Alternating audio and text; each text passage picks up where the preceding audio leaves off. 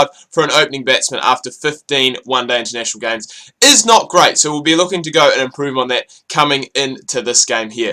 These two teams actually, well, they were due to play against each other. I think it was Monday morning New Zealand time, and it was a little bit, you know, not of a disaster, shall we say, but it was it was a game that, you know, it never really got started. It must be very frustrating for the players. Obviously, the weather, I can't quite remember where they were playing, but the weather was not good, wasn't looking good. Basically went out, I think, I'm not sure who won the toss at all, but whoever won the toss, Australia were bowling, South Africa were batting. AB de Villiers' 200th one-day international as well, so that's, I guess, a milestone to talk about too. But went out and bowled the first over. I think South Africa were 8 for none off the first over, so they started off quite well. And then the rain came, and the rain came, and the rain stayed. Basically, there was no more play after that. And I can't think of anything more frustrating as a player. A player in that situation where you're so geared up, you've done all your warm-ups, you've done all this, to go out and just play one over. I mean, I can understand, you know, you can't do much about the weather. Mother Nature is what it is. You can't, you know, predict the weather, and you can't say what's going to happen. You know, you have to go out and try and get the game played, which is what they tried to do. But at the end of the day, it just didn't happen. But it must be frustrating to go out, do all that preparation, all that physical, mental preparation, you know, just get ready, and then find that the weather goes and spoils your party, especially seeing you went and got a little bit of play in, because it's one of those things where if it's raining at the start, obviously, you know, you're not going to go and get prepared, you're not going to get, you know, as warmed up, I should say. You still do have to get prepared, but to go out there and just have to prepare just for one single ball, you know, one single over, you know, it is very frustrating. I can understand that the players will be frustrated at that, but again, it is just one of those things. The weather is a funny thing, but as I said, it must be annoying to go out there, just play that one over, and then have to wait around, because I think they waited around for quite a long time. When I got up, which would have been, I think, about 4 hours. No, it can't have been 4 hours. Maybe the game was delayed at the start due to rain as well, but when I got up, they were still waiting, and that's why I didn't actually do this video. I was going to do this video on Monday, instead I've ended up doing it on Tuesday, because I was going to talk about that game, but obviously we can't. We have just had to talk about the weather and how that has gone and affected it. So that really is all I do have to say about that game. I mean, it must be, as I said, terribly frustrating for the players to go and have to, you know, not withstand, because obviously it is their job and they still have to turn up and put all the work in and stuff like that. But it just must be frustrating just to get that one over of play in and then not to play anymore. But that's what it is. Enough about that. We'll now move on to Zimbabwe-India, which was played last night, Monday night in New Zealand. And this was a game that obviously Zimbabwe got up in the first T20, and there was a lot of discussion about this Indian side obviously going to the tour. Zimbabwe thought that they were going to wipe the floor with them because it was a second string side. We saw that was not the case in the one-day internationals. India absolutely smashed them, for a lack of a better word. And, you know, the first T20 did come around as quite a surprise. You know, a lot of people were saying that India don't have that real finisher, that real power hitter in this side that they have taken.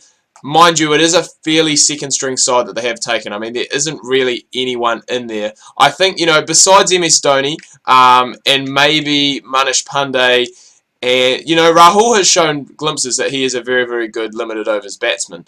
So, you know, possibly him, and maybe Axar Patel. I think, you know, those are guys who are obviously looking to play for India in the future, and I think that's what this side is. It's kind of like a future side. There's a lot of young players in there, a lot of young and inexperienced bowlers that, you know, probably wouldn't get a chance if they didn't go and tour, you know, these smaller nations like Zimbabwe and all that. So, you know, there was a little bit of hype going into the second T20, because obviously with Zimbabwe winning the first one, there were always doubts in people's minds. And, you know, I was one of these guys. I was one of these people with doubts in my mind as to whether India could go and get up in the second one there. And they did show their class. I believe it was Saran who plays, I think it was for the Sunrisers, who's had a pretty good year so far.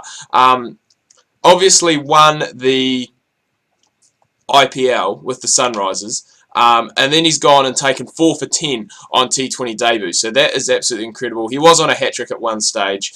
But yeah, 4 for 10 off 4 overs is absolutely incredible. And it was, you know, it was just a different Indian side. I don't want to say that because there were only 2 changes that were made, but it just seemed to be, a little bit of a different mentality. Things just seemed to work a whole lot better for them. And, at the end of the day, the scorecard showed. I think Zimbabwe did bet out their 20 overs, but only made 99 for the loss of 9 wickets. And India got there quite comfortably in the end. No wickets down, which is something we have seen in the one-day series as well. Got there, no wickets down, and with still about 6.5 overs left to go. So it wasn't as though, they went and, accelerated towards the total or struggled towards the total. They got there pretty comfortably in the end. And we're going to get some overthrows here, boys.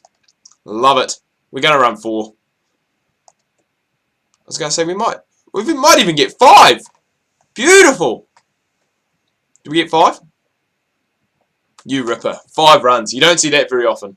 You do not see that very often, but we got it. But, yeah, I think it just really did show, the difference in class. And it's amazing what the space of a couple of days can do to a side, even though it is a second string side for India. It's amazing what a couple of days can do. Dhoni probably sat down with a lot of these guys. The coaching staff would have sat down with a lot of these guys. And, a lot of them are still, very good quality players. Unlike Cliff, who I don't know what I've done there. It's just been an absolute straight one that we've gone and missed. And this has been our problem in our one-day international career to date. We've gone and got off to a good start. We were 28 off 18 before that. And then we've just gone and missed a straight one.